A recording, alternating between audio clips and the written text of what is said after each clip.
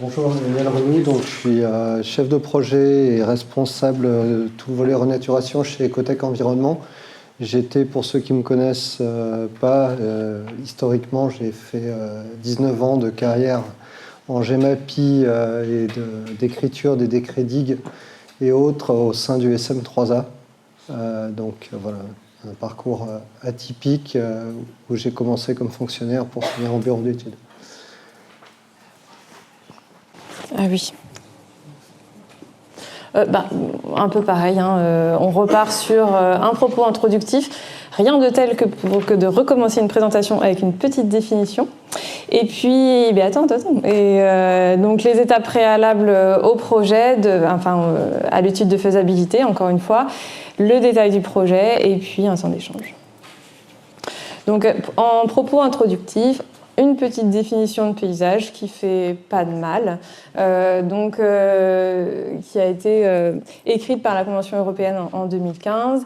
Donc voilà, le paysage, c'est une partie de territoire telle que perçue par un observateur qui dit pas d'homme, pas de paysage, dont le caractère résulte de l'action de facteurs naturels et ou anthropiques et de leurs interrelations. Donc voilà, c'est un petit rappel qui exprime pas de paysage sans observateur. Le paysage, c'est issu de facteurs naturels et anthropiques et c'est une somme d'interrelations. Ce qui me paraît fort, en tout cas, donc là, je vous ai remis un tableau de Poussin parce que c'était les premières illustrations de paysages et c'était vu à travers l'œil d'un observateur. Donc ça, c'est vraiment pour illustrer cette définition. Mais ce qui me paraît très important ici, c'est un peu la dernière phrase, engagement de paysage et non de paysagement. Donc le paysagement, alors j'en vois qui fronce les sourcils, paysagement, ça va plutôt être de l'esthétisme, on va mettre un peu de peinture verte, comme on dit des fois sur certains secteurs. Non, un engagement de paysage, c'est vraiment, on va aller au fond d'un projet de paysage et on va s'engager à ce que ça soit une vraie qualité paysagère pour les milieux, que ça soit urbain ou ruraux, périurbains, enfin tous les territoires. Donc une première partie sur une analyse. Donc j'étais revenue sur le diagnostic paysager tout à l'heure qui permettait de décrire l'évolution du paysage, les usages, les unités et les dynamiques paysagères et qui finit sur les enjeux, donc ce que je vous ai dit tout à l'heure.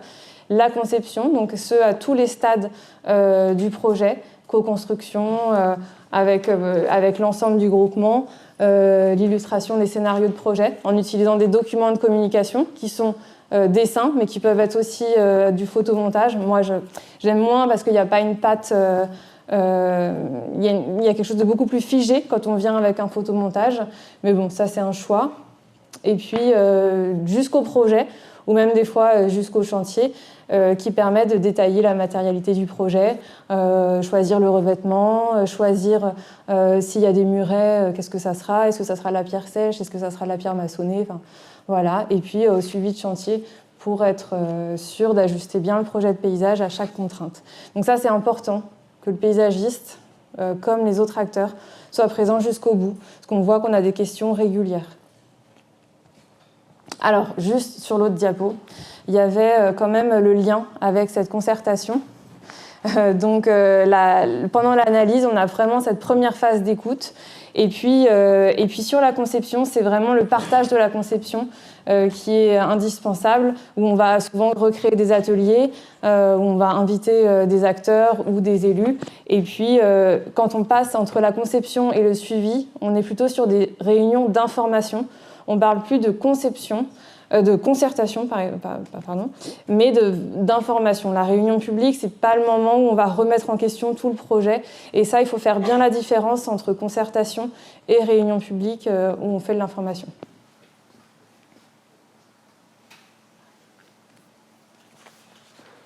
Alors, je vais essayer d'être assez bref, mais la renaturation de l'air, donc Ecotech Environnement a participé historiquement à la renaturation de l'air depuis 1995, en étant assistant à maîtrise d'ouvrage pour le canton de Genève. Donc, on a une historique assez forte dans ces 4 km qui ont été renaturés côté suisse. Le vrai coup d'envoi de la renaturation et le gros élément accélérateur en Suisse, ce sont les inondations du hameau de Lully en 2002. En Suisse, tous les cours d'eau sont à l'image des deux photos que vous avez à gauche. Il y a une loi d'autosuffisance alimentaire qui a été votée dans la période de la Deuxième Guerre mondiale. Et en Suisse, il a été clair que tous les cours d'eau étaient néfastes. Donc on a tout mis sous terre sur l'ensemble du territoire. Et quand les grands cours d'eau étaient, on ne pouvait pas les mettre sous terre, on les a mis entre deux énormes murs béton ou deux énormes digues sur toutes les plaines. Deux têtes. Derrière, donc, les Suisses ont terminé donc, en 2022 le programme de renaturation, donc 4 opérations successives. Ces 4 opérations successives ont été lancées à l'origine selon la même démarche. En fait, en 2000, un concours d'architecture a été lancé en Suisse.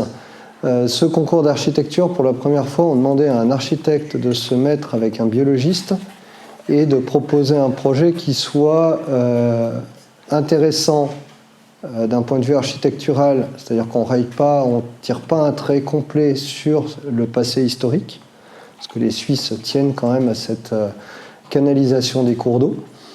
Et on a un groupement, donc il y en a eu plusieurs, Ecotech ne pouvait pas répondre puisque nous, on était, le patron d'Ecotech était dans le membre du jury. Il y a un groupement qui a répondu selon une philosophie qui est très suisse, puisque c'était on donne de l'espace à la rivière selon le principe du lait chaud qui coule sur une tablette de chocolat. Donc, qu'est-ce qui va se passer? La tablette de chocolat va se creuser, un dessin va se former, et c'est le tracé de la future rivière. Voilà. Donc en 2022, la partie française a lancé son opération et donc recruté un groupement qui avait vocation à avoir toutes les compétences. Donc ce qui nous était demandé, c'était de monter un groupement qui soit dans l'appel d'offres très clairement un volet restauration des cours d'eau. Alors vous m'entendrez parler de renaturation, c'est le terme qui est utilisé en Suisse, on n'utilise pas le terme restauration. Donc, comme je me suis habitué à la Suisse ces 3 dernières années, forcément le terme renaturation va sortir. Un volet hydraulique, mais qui était encore une fois sur une étude de faisabilité. Un volet paysage, très clairement présent. Et puis la communauté de communes comptait vraiment sur un volet concertation. Donc, tout simplement, j'ai pris le groupement avec lequel j'avais l'habitude de bosser quand j'étais maître d'ouvrage et on a essayé de monter une offre qui soit la plus complémentaire possible et c'est le groupement qui était qui a eu l'attribution. Là, on avait comme objectif qui avait été clairement posé par le maître d'ouvrage, c'était la restauration fonctionnelle des fonctions naturelles et écologiques de l'air. Donc ça, c'était le premier élément et c'était l'atteinte du bon état écologique. Alors sur un tronçon de 2 km qui est situé juste en amont de la frontière et qui est directement influencé par tout ce qui se passe sur un bassin versant où il y a une croissance démographique de quasiment 3%, je vous laisse imaginer l'impact sur le cours d'eau. Donc on n'a pas une fenêtre de tir pour atteindre le bon état écologique qui est énorme. Hein. Au niveau de l'air. Et puis le deuxième point qui était assez important dans le cahier des charges, c'était ce volet usage et urbain qu'on avait au niveau du site. Alors d'un point de vue hydraulique, nous on a commencé par poser très rapidement un diagnostic. Donc c'est Safej Suez qui était en charge de cet élément-là. Où on a pu faire ressortir qu'on avait des points de débordement qui touchaient directement la partie amont, mais qui étaient autour des crues d'occurrence 30 ans, et puis un débordement sur la partie aval, donc là qui impactait directement des hameaux, pour à peu près le même type d'occurrence. Et les débordements qu'on avait entre les deux étaient des débordements qui se passaient sur des crues, des plus petites crues. ces débordements, ce qui était important pour nous, c'était de repérer, d'un point de vue fonctionnement du cours d'eau, quelles en étaient les causes. On a, sur ce tronçon de 2 km, on a 16 ouvrages infranchissables. Et il s'avère que la moitié des débordements sont pile-poil localisés en amont de certains ouvrages infranchissables. Donc on a vite trouvé la solution pour pouvoir supprimer des débordements, en tout cas les amoindrir. Ensuite, on a repris l'analyse morphologique du bassin versant, et en particulier la question du transport solide. Vous verrez après, on a donc l'air qui, quand on prend les éléments historiques, on voit un cours d'eau qui a très clairement un faciès avec un charriage qui est présent, une pente assez importante, et donc on est sur un cône de déjection avec le cours d'eau qui a tendance à méandrer dans son lit. Donc cette analyse-là, elle a été faite également par les Suisses, qui ont fait un choix de renaturation et qui est en lien avec cette analyse d'avoir un cours d'eau à mobilité latérale, d'avoir un cours d'eau qui transporte du sédiment sur cette partie aval.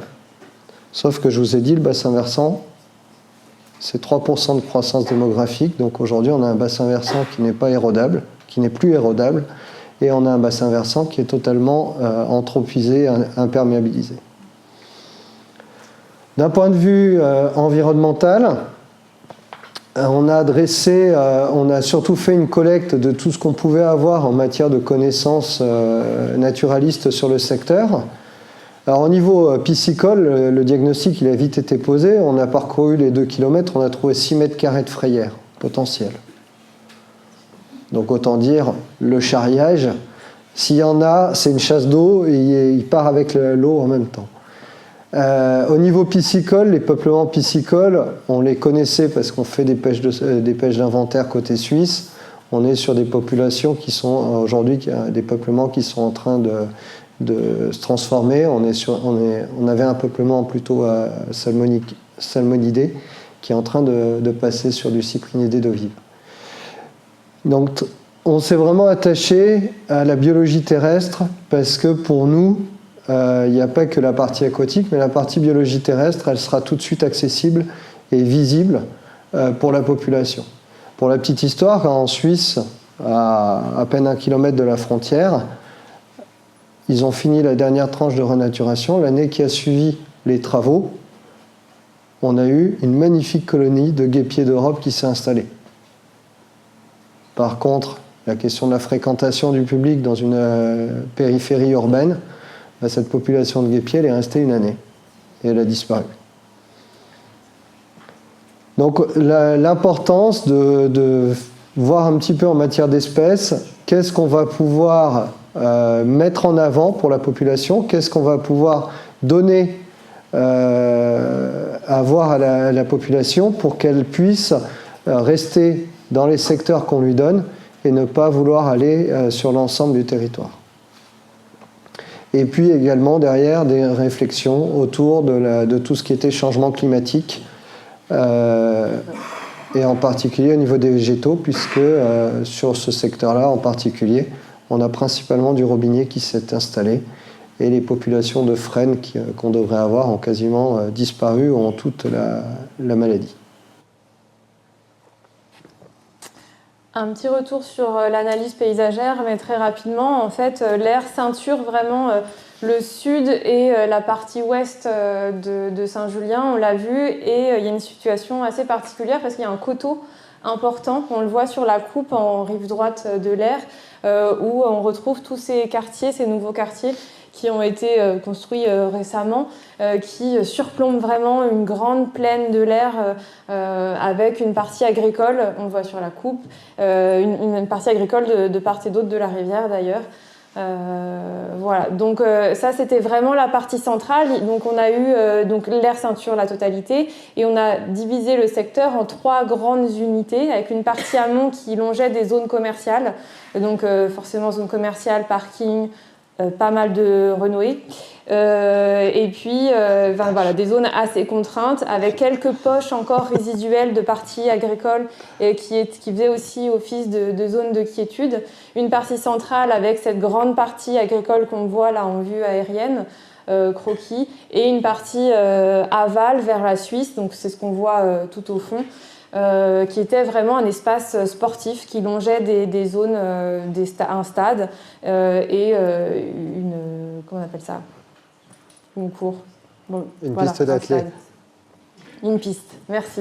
Donc voilà, 3 secteurs radicalement différents où pour chaque secteur on définit des enjeux. Donc notamment sur cette partie centrale, l'objectif c'était de vraiment mettre en scène, donc en plus de restaurer l'air, mettre en scène le paysage alluvial qu'on allait restaurer et tisser une trame de cheminement cohérente sur le site et pourquoi pas aller plus loin et de proposer un nouveau parc, le parc de l'air qui était, c'est pas parce qu'on dit parc qu'on voit tout de suite des aménagements très urbains, mais une zone de refuge finalement aussi pour faire face aux étés caniculaires, mais une sorte de parc alluvial où tout serait mis en scène.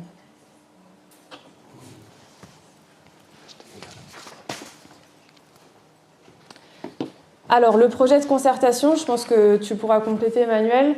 Il a fallu intégrer la démarche précédente que Caroline vous a présentée avec les ambassadeurs de l'air. Donc c'est surtout le bureau d'études d'IALTER qui a accompagné cette démarche, mais il y a eu quand même de la part de l'ensemble du groupement, il a fallu vraiment être à l'écoute. Et il y a eu un énorme besoin d'acculturation de ces ambassadeurs parce que c'est des riverains, comme tout le monde en fait, et ils ne connaissent pas forcément les enjeux de la rivière, comment fonctionne la rivière.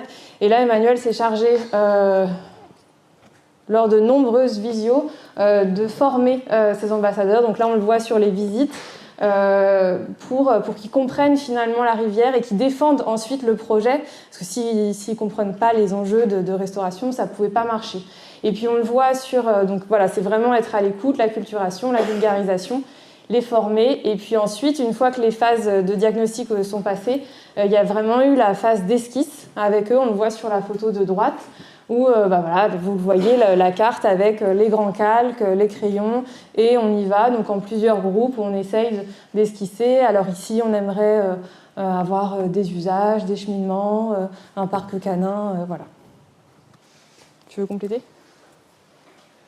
Donc oui, c'est ce volet d'accompagnement des ambassadeurs de l'air, c'était vraiment un volet assez important. Alors nous, on n'avait pas forcément intégré, aussi poussé dans notre offre. Donc on a eu la chance d'avoir un maître d'ouvrage qui a été attentif au temps qu'on y a passé. Mais ça a été typiquement plusieurs soirées en visio à expliquer le diagnostic qu'on avait posé et chaque point du diagnostic. Jusqu'à faire quasiment des croquis à main levée sur l'ordinateur pour essayer d'expliquer certains phénomènes, dont un phénomène, puisqu'on est sur un cône de déjection, un phénomène où aujourd'hui on a une perte de l'eau, de l'air. L'air perd à peu près sur son kilomètre aval côté français, perd à peu près la moitié de son débit par infiltration de l'air dans la nappe. Donc derrière, c'est des éléments que nous, on va prendre en compte en matière de conception, mais c'est des éléments qu'il faut expliquer parce qu'à un moment donné, ce diagnostic-là va avoir un impact. Alors les tablettes de chocolat suisses, vous les voyez, elles sont magnifiques. Nous, on a commencé la mission... On a commencé la mission, la première chose qu'on nous a dit, le collègue qui faisait la concertation, il nous dit attention, on veut de la renaturation, mais on veut surtout pas ce que les Suisses ont fait. Aïe, il y a 4 km de fait en Suisse, on ne peut pas dérouler le même projet. Bon, heureusement, Ecotech ne partageait pas la vision de nos concurrents qui avaient été retenus à l'époque, donc qui ont fait le choix d'une plaine alluviale. Et ce système de plaine alluviale ne peut fonctionner que si on a du sédiment qui arrive de l'amont avec de l'eau. Donc oui, ça a fonctionné au début, c'est une réussite en matière de biodiversité, c'est un hotspot aujourd'hui de biodiversité sur Genève. Par contre, d'un point de vue fonctionnement morphologique, c'est un système qui s'est tout de suite épuisé puisqu'on n'a pas de nouveaux sédiments qui arrivent de l'amont. Donc sur les crues, l'eau s'engouffre dans ces chenaux et certaines crues, très rapidement, l'eau n'a pas eu la force de prendre les sédiments, s'est enfoncée et aujourd'hui elle est sur la couche de marne qui est au fond. Le choix de cet espace alluvial, il est intéressant s'il y a des sédiments parce que le sédiment va aider l'hydrosystème à s'entretenir en arrachant la végétation.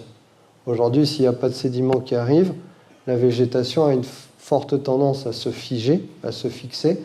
Donc l'objectif de départ, qui était un espace alluvial ouvert, aujourd'hui il est réussi. On a une population d'entomophones qui est énorme, exceptionnelle sur le canton. On a une flore protégée qui est présente et qui est exceptionnelle également.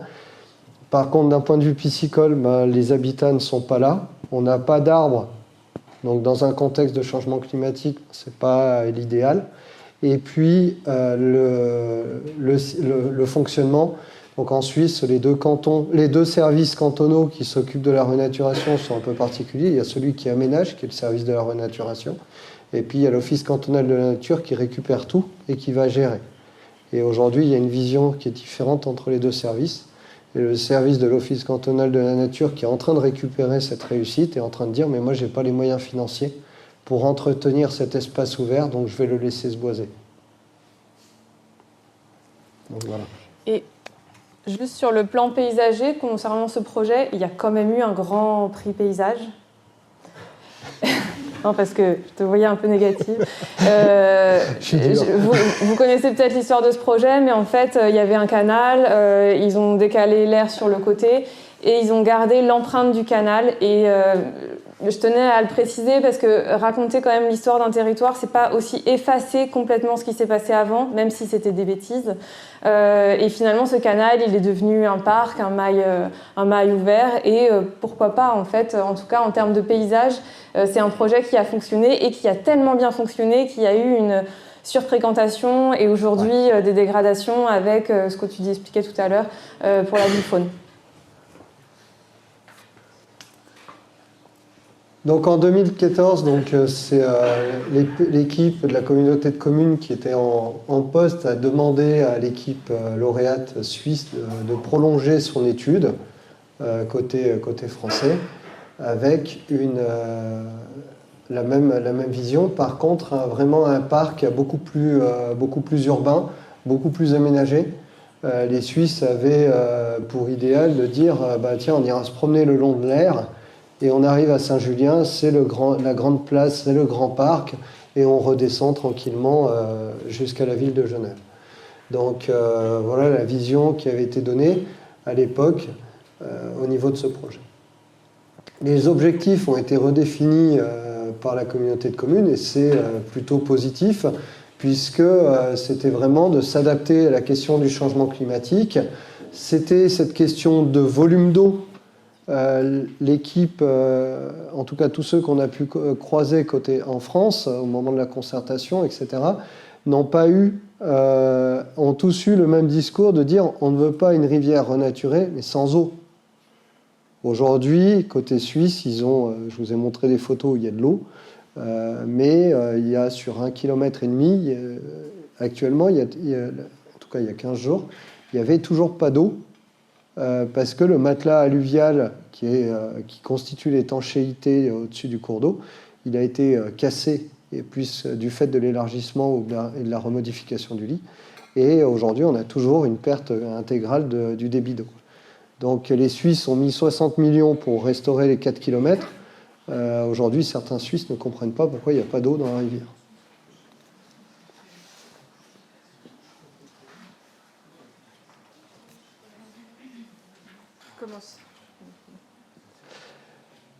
Alors, la commande de la communauté de communes, c'était 3 scénarios. Donnez-nous 3 scénarios et on choisira le scénario à la fin et on complétera, il y avait une tranche optionnelle. Mais c'était également la concertation. Donc on avait les ambassadeurs de l'air qui était constitué, qui était un groupe qui était en place. Et en plus de ça, on a mené une concertation, on a organisé, donc c'est Dialter qui était membre du groupement qui a organisé tout ça, une concertation où il y a eu un certain nombre d'entretiens préalables avec les agriculteurs, avec des usagers, etc. Et puis est ressorti de ces différents entretiens un groupe de concertation de 25 personnes. En plus de ça, où on a eu 3 réunions de concertation, 3 éléments, où on a pu dresser le diagnostic avec eux, donc partager le diagnostic. Ensuite, on les a emmenés partager le diagnostic sur le terrain, un soir d'hiver sous la neige. Et après, on a partagé un petit peu la philosophie qu'on aurait pu avoir sur un projet de renaturation, et à la fin, on leur a présenté ce qu'on avait imaginé. Sauf qu'au bout des 2 premières séances, et quand le groupement s'est mis autour de la table dans nos bureaux à Genève, eh ben, on a dessiné un scénario, mais on a séché, littéralement, pour dessiner les 2 autres scénarios. Parce que la concertation, les ambassadeurs, tout le travail d'accompagnement qu'on avait était tel que tout avait été borné. On avait toutes les informations qui nous avaient été données au niveau du territoire. Donc on a proposé un scénario, donc on a dessiné les éléments. Donc encore une fois, on n'est pas passé sur AutoCAD pour pouvoir dessiner. On a sorti quelques traits sur QGIS pour soulager certains dessins pour Flora, puis après c'est Flora qui s'est occupée du dessin. Et moi je tiens à dire que le jour où on s'est réunis dans vos bureaux, ça a été assez évident. En fait, il n'y a pas eu de doute, ça a été assez rapide sur la totalité des tronçons, on était tous d'accord. N'empêche que des fois ça se passe pas si bien, hein. La co-construction, il faut quand même la faire avec l'ensemble des compétences du groupement, donc avec le Dialter qui portait vraiment la concertation et qui était vigilant par rapport à tout ce qui s'était dit en concertation, et puis nous tous avec nos diagnostics, voilà. Et puis on a encore utilisé cet outil magique qui est le crayon pour aller rapidement, mais on avait quand même quelques petits scénarios en termes de paysage. En fait, ouais, en morpho, c'était pas possible, mais en paysage, on pouvait. Donc, par exemple, ici, on était au bord d'Intermarché avec le parking, donc on a quand même questionné sur la localisation du cheminement. Est-ce qu'on a envie de créer un cheminement immergé dans la végétation, la ripisylve, donc éloigné du parking, évidemment, c'était ce qu'on encourageait. Un chemin principal plutôt en lisière du parking, donc plutôt fermé avec peu d'ouverture sur la rivière qui était un espace de quiétude, mais ouvert sur le parking, donc avec une ouverture sur l'espace commercial quand même. Et puis d'autres possibilités où on restait en hauteur, mais immergé dans la végétation sans forcément voir la rivière. Donc en fait, on donne des petites ambiances avec des petits croquis, des petites coupes comme ça, qui permettaient d'avoir des éléments pour réfléchir ensemble avec la maîtrise d'ouvrage. Et puis, il y avait aussi eu la question des cheminements. Est-ce qu'on passe le long de la rivière ou est-ce qu'on passe sur le versant un peu plus haut? Est-ce qu'on fait une passerelle ici? Donc en fait, la question, s'il y a des évidences sur l'aménagement du cours d'eau, il peut avoir quand même des variantes en termes de paysage puisqu'on est dans du dessin assez fin, quand même assez fin pour une étude de faisabilité, mais voilà, on a pu, vu qu'on était libéré du projet Rivière, aller un peu plus loin sur des réflexions de détail comme celle-ci.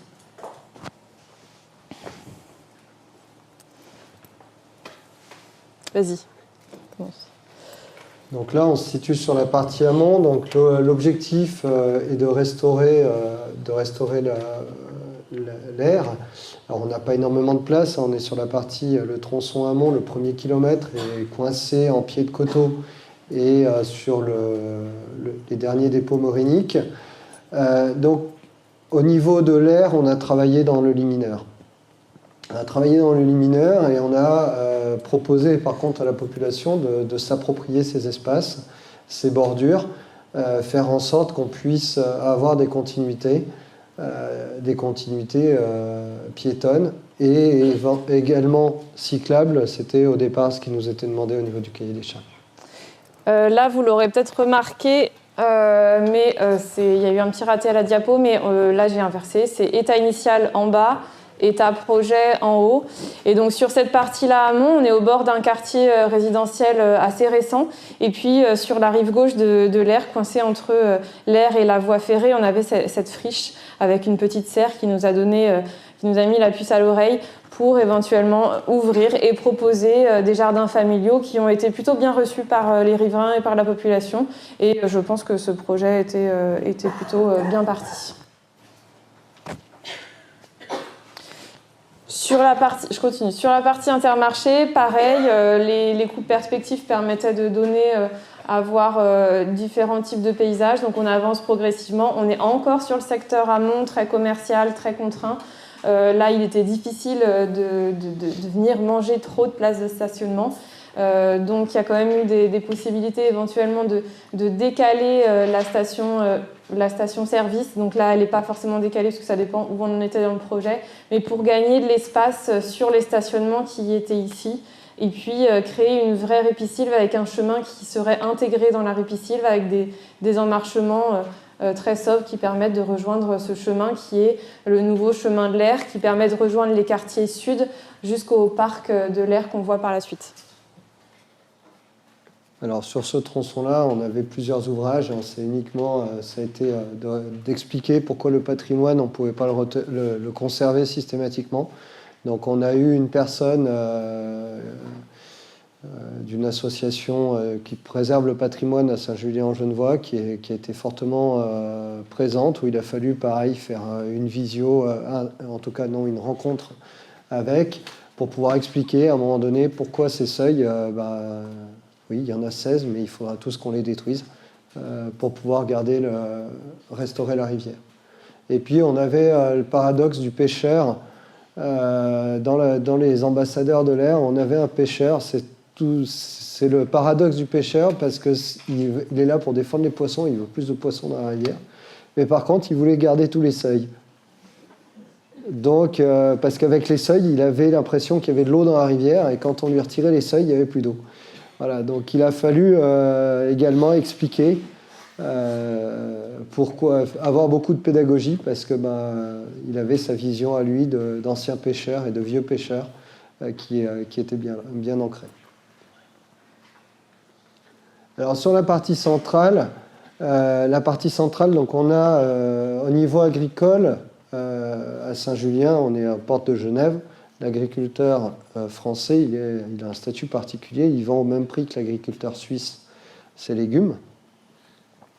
Donc c'est très très bien valorisé. Donc à gauche, en rive gauche de l'Aire, on avait un producteur de patates. Donc la patate, on n'y touche pas. Interdiction de mettre les pieds à gauche. Par contre, à droite, on avait des terrains communaux où la commune avait historiquement déjà acheté ces terrains. C'était des prairies. Avec, en 2014, un projet qui était plutôt d'aménager tout ça avec une piscine, avec un certain nombre d'aménagements anthropiques, d'aménagements construits. Et on avait ce grand espace. Je vous ai dit, les Suisses, la première chose... ceux qu'on a eu pour la concertation, donc les habitants, la première chose qu'ils nous ont dit, on ne veut pas la même chose que les Suisses. Les Suisses, qu'est-ce qu'ils ont fait sur l'Aire qui fait à peu près 20 mètres de large? Ils l'ont triplé en matière de taille, donc sur 60 mètres de large, ils ont coupé tous les arbres pour pouvoir faire leur système de damier. Donc nous, on a une ripisylve qui est, autant dire, c'est du robinier. Et cette ripisylve, alors il s'avère qu'elle est très très riche en matière de chiroptères, de chauves-souris. Et on a fait le choix de sortir de la ripisylve, donc plutôt que d'élargir la rivière, on a pris la rivière et on passe de l'autre côté, dans la prairie. Dans la prairie, on va pouvoir lui créer des grands méandres, vous verrez la vue en plan tout à l'heure, on va pouvoir lui créer des grands méandres, et ces grands méandres pour être sûr qu'on n'ait pas, parce qu'on est vraiment sur l'apex du cône de déjection, donc sur la zone où on commence à avoir les pertes d'eau, pour être sûr qu'on n'ait pas une perte, on va, sous les 2 mètres de sédiments du fond de la rivière, on va venir apporter une couche d'argile. Alors ça tombe bien, à Genève, on évacue 1 million de mètres cubes d'argile en France en décharge inerte. Donc au moins on les récupère, on évite de les envoyer en décharge. Et on vient étancher le fond de la rivière. À cet endroit-là, en fait, on a la perte de l'air qui alimente une nappe profonde, qui ensuite se scinde en 2 nappes, la nappe de la rivière, la nappe de l'air, quand on est en Suisse, et la nappe du Genevois qui est profonde. Cette nappe ne réalimente pas du tout l'air, en tout cas sur les tronçons jusqu'à Lully. Donc, par contre, on se situe en limite de zone urbaine. Donc, si on supprime les pertes au niveau de la rivière qui alimente la nappe, il faut compenser cette perte. Donc, ce qu'on a proposé, c'est qu'on récupère tous les réseaux d'eau pluviale qui arrivent directement à la rivière et on les met on a proposé de créer 1,5 hectare de zones humides, donc sous forme de plans d'eau permanents et de zones annexes, donc avec des zones qui vont permettre à l'eau de se réinfiltrer dans la nappe. Donc c'est un élément qui a été très apprécié parce que d'un côté, on propose un parc qui est un parc où on parle de paysages liés à l'eau et en même temps, on recrée des milieux humides, des milieux en faveur de la biodiversité. Donc vraiment, on a essayé d'apporter tous ces éléments-là. Et puis, on a également des méandres qui sont en évolution libre dans cette plaine, puisqu'on a un petit peu plus de place avant de recapturer l'ancien lit. Donc sur cette partie-là, Emmanuel l'a évoqué, l'objectif c'est de vraiment recréer un parc alluvial, le parc alluvial de l'Aire, mais vous voyez c'est quand même un espace très naturel. Alors là on ne voit pas la globalité, je ne sais plus s'il y a la vue en plan, mais donc en fait il y a vraiment cette zone humide et puis juste en aval de ça, on a travaillé sur une grande prairie. Et puis encore en aval, on a une partie avec le versant et des remblais probablement qui ont été faits, où on allait recréer un grand verger ouvert pour différents usages. Et notamment, on parlait des barbecues, il y en a, du coup, et des espaces, un grand belvédère où on peut venir faire la fête bien éloigné des habitations, bien sûr, pour préserver aussi la qualité de vie de chacun. L'objectif et donc en amont de ce secteur, on a aussi travaillé sur le maintien des jardins familiaux et puis dans une autre prairie, le travail sur à la fois un espace ludique pour accueillir les enfants et un espace canin. Donc c'est une question qu'on pourra rediscuter tout à l'heure. Donc un parc canin puisqu'on a des gros soucis de divagation des chiens et du coup c'est pas ça ne matche pas bien quand même avec la vie faune, comme l'a dit tout à l'heure Emmanuel. Ce parc canin, ce n'est pas obligatoirement du grillage avec des chiens qui courent dedans. Hein. Donc l'objectif, c'était de restaurer un boisement avec des haies et des lisières pour cacher les clôtures, travailler sur vraiment l'intégration paysagère jusque dans le moindre détail et pour que ça ne soit pas une contrainte. Sur cette partie-là, on voit bien l'axe structurant du parc. Donc ça, c'est vraiment je dirais l'évidence un peu pour les paysagistes. Quand on crée un parc, il y a vraiment cet axe structurant qui est peut-être plus large. Et ici, on a fait le choix de le mettre un peu en hauteur. Donc c'est vraiment un axe qui est belvédère au-dessus de tous ces espaces liés à l'eau, donc la zone humide et l'air, plus loin. Et puis des chemins secondaires qui peuvent être inondés. Petite ouverture. Qui peuvent être inondés, et notamment sur la partie centrale, ici. Donc là, avec le dessin, facilement, on peut aussi esquisser le paysage en cas de crue importante, puisque là, je pense que j'étais bien sur une crue centenale. Non, c'était la Q2. Non, c'est vrai. Ouais. Bon, ça fait un petit moment. Donc, sur la Q2, voilà. Donc, avec la zone humide bien inondée, le lit de l'Aire et ses annexes alluviales inondées, et puis l'ancien lit de l'Aire qui revient en eau. Et donc, on le voit sur d'autres slides, mais je pense qu'on peut vous le dire maintenant. Il y avait des seuils aussi sur cette partie-là de l'ancien lit de l'Aire. Ces seuils ont été maintenus, mais tout cet espace a quand même été conservé en zone de quiétude.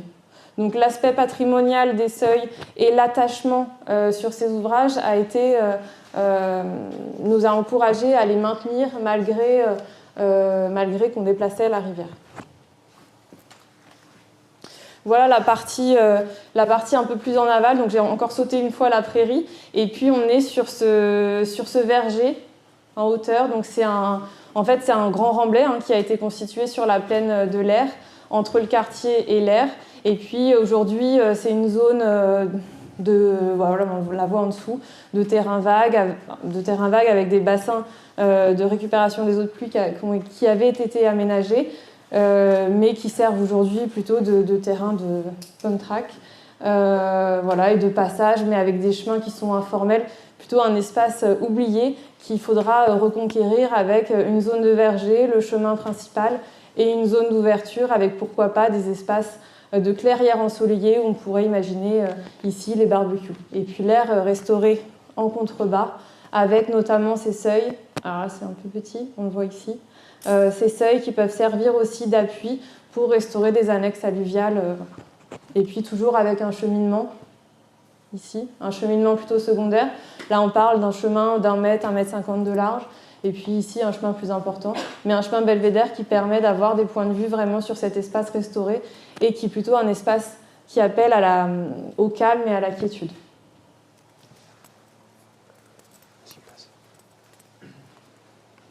Alors après, on finit sur le secteur, où il y a des usages, donc un secteur où on a proposé de retrouver un système avec des méandres. On avait un petit peu de la place, donc on a proposé de raser un bâtiment d'usage récréatif, le bâtiment des boules lyonnaises.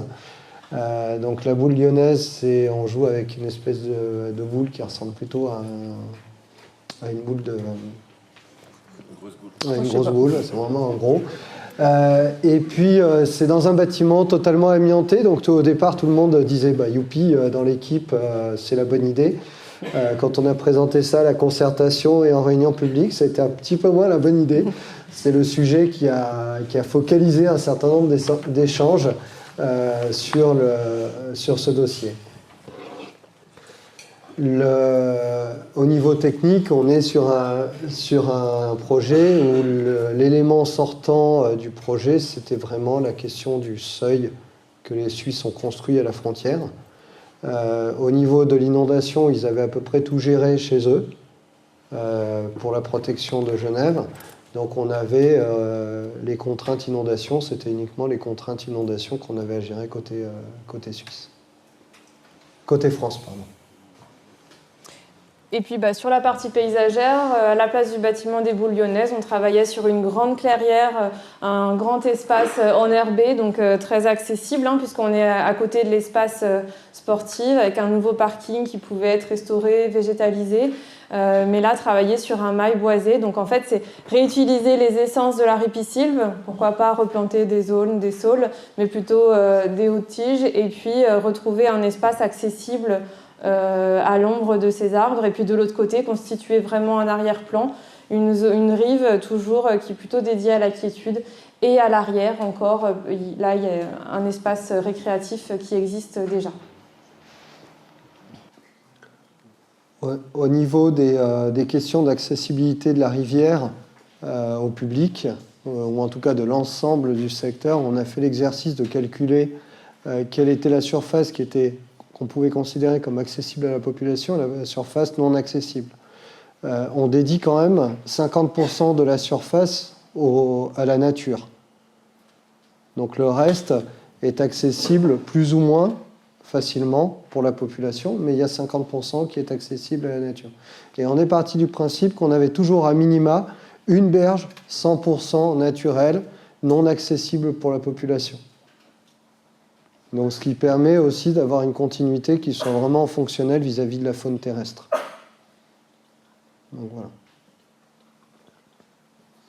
Donc voilà la représentation graphique de la partie centrale, qui est vraiment la partie la plus ambitieuse qu'on a pu proposer. On a ces deux grandes zones humides qu'on distingue qu'on distingue, qui se mettent en eau à partir de la Q2, Q5. On a une connexion complète de ces zones humides avec le lit de la rivière. Et à partir de Q10, on a un déversement dans l'ancien lit qui sert de bras de décharge supplémentaire. Mais l'ancien lit, on l'a dessiné, on l'a restauré pour qu'il reste bras de décharge, mais surtout pour qu'il soit aussi milieu refuge pour la salamandre qu'on avait de présente sur le secteur, plutôt en amont de la renaturation. Et il s'avère qu'on a trouvé la salamandre là, dans les inventaires qu'on a pu réaliser cette année, directement en aval de la deuxième zone humide. Donc on a tout intérêt à mettre en évidence cette espèce pour pouvoir proposer des milieux secondaires humides en communiquant auprès de la population.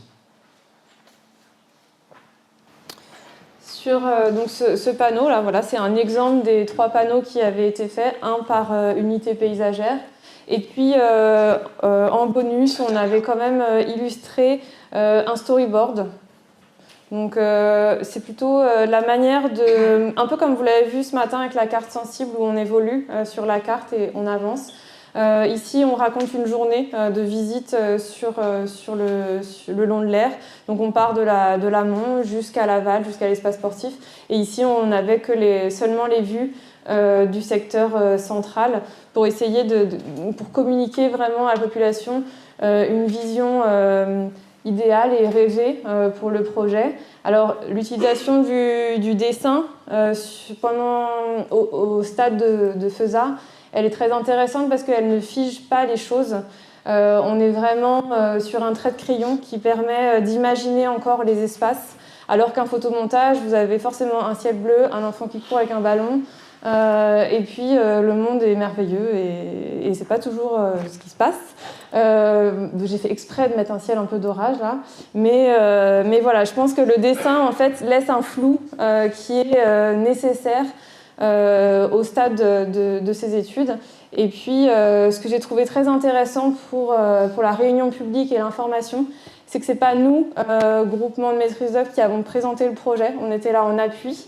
C'est vraiment l'équipe de Caroline qui a présenté le projet. Et ça, pour moi, c'est une belle preuve que le projet avait fonctionné pour eux. Et ils ont pu l'expliquer avec leurs mots. Et ça a très bien fonctionné. Après, il y a bien sûr eu des retours de la concertation. Hein, mais en tout cas, c'était, moi, je trouvais une belle réussite en tant que bureau d'études d'avoir fait passer un message qui fonctionnait et d'avoir fait vraiment équipe avec les ambassadeurs qui étaient toujours derrière nous à nous soutenir et avec l'équipe de Caroline. Conclure. Donc pour conclure, la démarche qu'on a proposée, la communauté de communes du Genevois, elle est vraiment issue de l'expérience Flora. On a commencé à travailler ensemble en 2015. La question du paysage, je l'ai découvert à ce moment-là. Le sujet de Flora, de son stage, candidature spontanée, c'était une étude de faisabilité de reconstruction d'une digue dans un site touristique avec 250 000 visiteurs.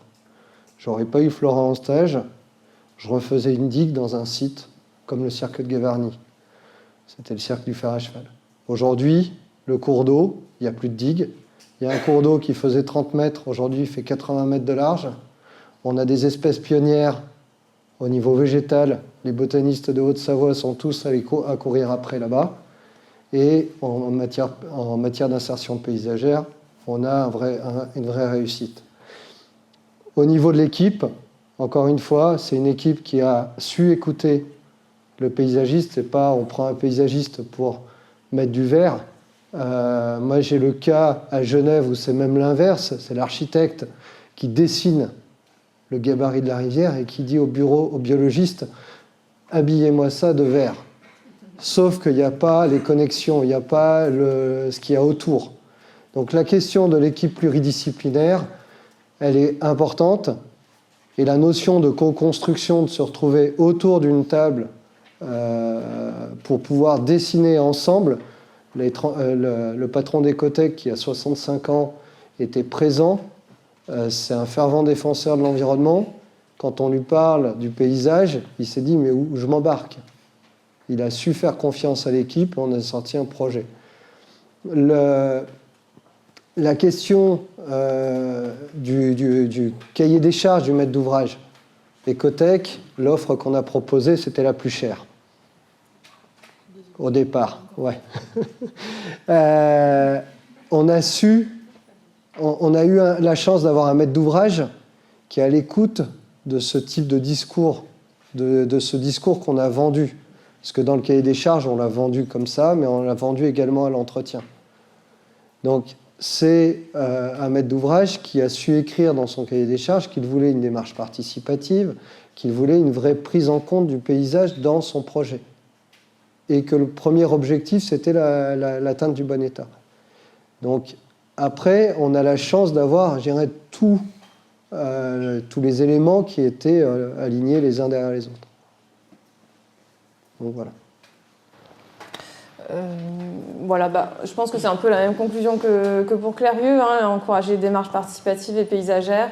Ça permet de faciliter l'acceptabilité du projet. On l'a vu sur celui de l'Air, sur celui de Clérieuse. Le fait de discuter, de co-construire ensemble, dès les phases amont, ça nous a aidé à faire accepter le projet et puis qu'il continue par la suite.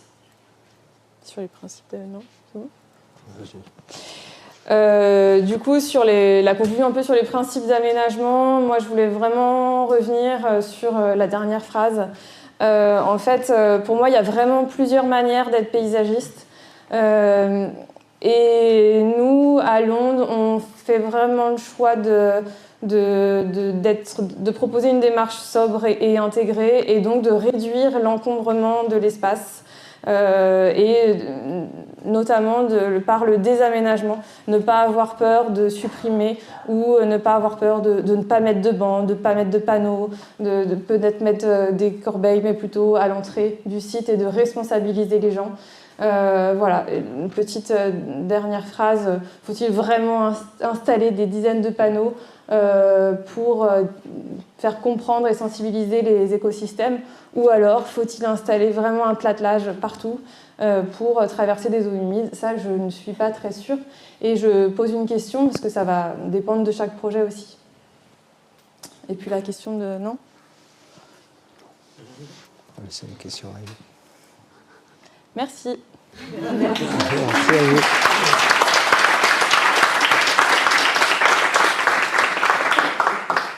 On passe aux questions.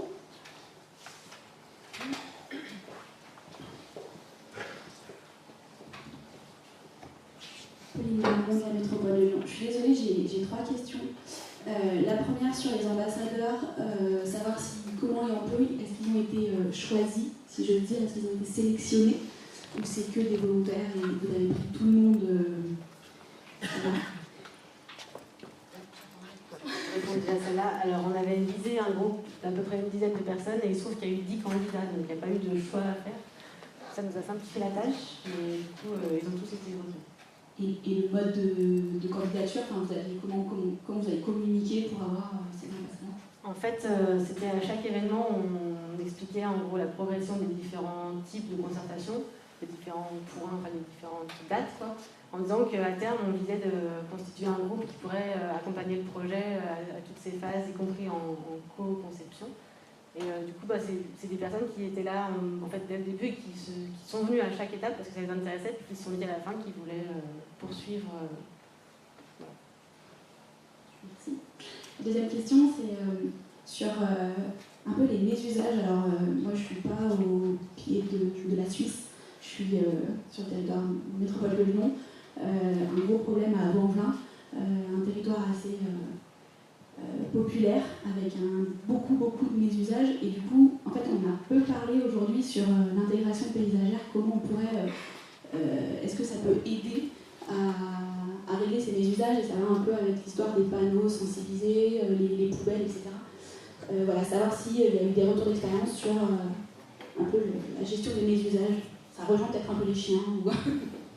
Alors, sur la question d'une partie des mésusages, moi, je vais répondre. On a donc le projet de renaturation de l'air, qui est côté suisse, qui est une vraie réussite. on a toutes les communes riveraines qui se sont mises en association et qui aujourd'hui font un recours contre l'État, justement sur la question des nuisances. Nuisances sonores, nuisances festives, où la population de Genève, qui est une population d'immigrés, profite de tous ces milieux naturels qui ont été anthropisés, où il y a des tables de pique-nique de partout, il y a des tables, il y a des barbecues mis à disposition. Je disais tout à l'heure, à Genève, on vous amène le bois à côté du barbecue pour pas aller couper les arbres. C'est systématiquement des nuisances. Quand on a, dans la phase de discussion et de présentation aux ambassadeurs, on a eu une séance de travail où, donc c'était en l'occurrence mon patron qui était présent. Son diaporama, c'était la maman, la poussette, la petite avec la draisienne, celui qui passe en quad ou en moto à côté, qu'est-ce qu'on en fait ? C'est le chien qui court, le gamin qui est dans un petit corridor de végétation, qui se retrouve face au chien qui court. C'était la question d'un certain nombre de types de squats qu'on peut avoir, etc. Et cette séance de concertation a permis d'aboutir à ça, ok, on veut, on prend le risque. Sur la question des chiens, typiquement, aujourd'hui, on a plutôt une volonté de dire non, on ne va pas trop le réguler, on va laisser, on va voir de ce qui se fera. Pourtant, il y a déjà des problèmes d'incivilité qui sont reconnus. Et puis, par contre, sur des questions, par exemple, est-ce qu'on met des tables et des bancs ? Alors oui, on met quelques bancs, pas trop grands. Et puis, au niveau des tables, pas de table. On a des prairies. S'il y en a qui veulent se poser, oui, mais pas plus. Voilà. Mais il y a eu un gros travail là-dessus. C'était un peu aussi l'idée de ce que tu disais tout à l'heure sur le fait qu'en concertant et en faisant participer, on voulait essayer de faire comprendre aux gens qu'est-ce qui ne va pas aujourd'hui et les impliquer pour que demain ils le respectent mieux. Alors, je ne dis pas que ça touchera tout le monde, mais c'était un peu l'idée de commencer très tôt parce qu'on sait qu'il y a un vrai sujet.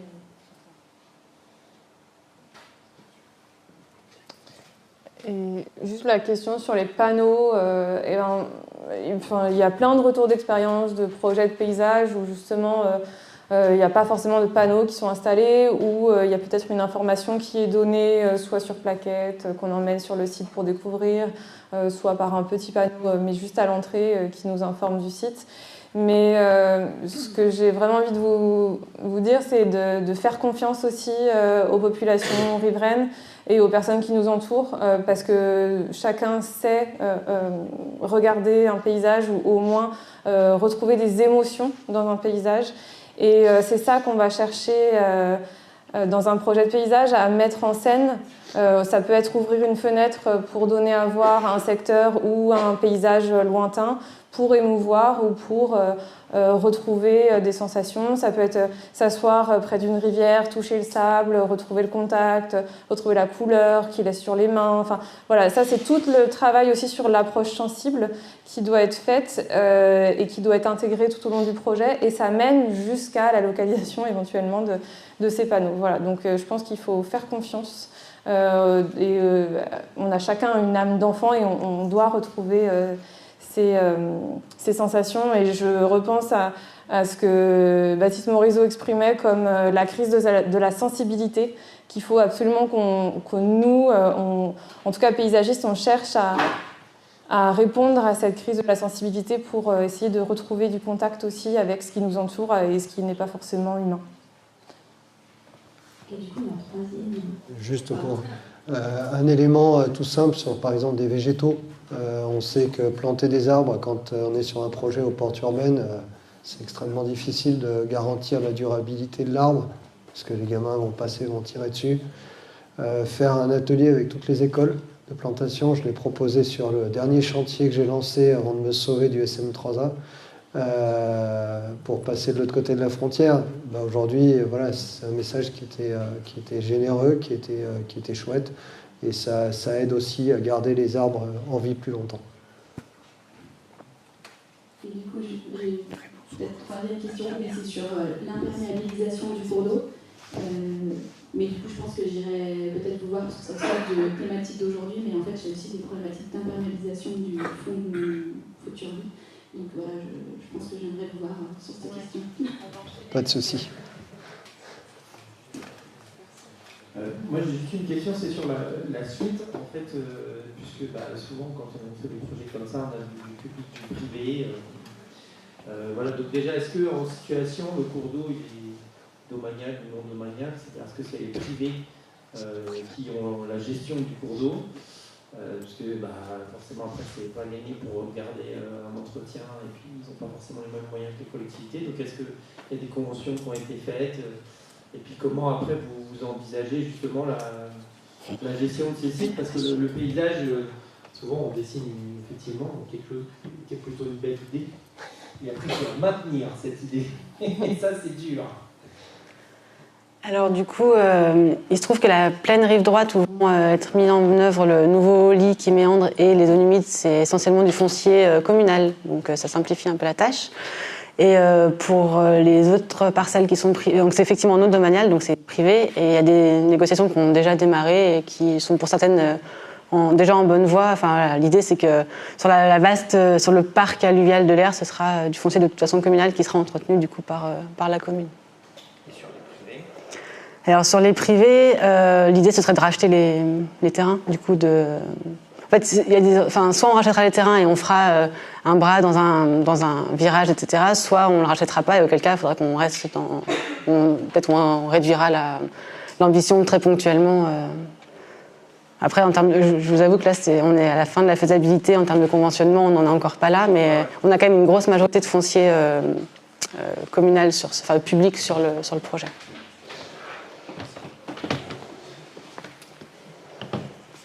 On va prendre une dernière question. Le temps passe.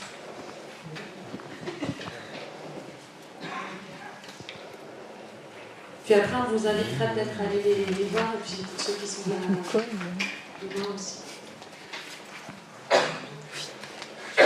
Et juste une question rapide, mais on poursuivra peut-être après.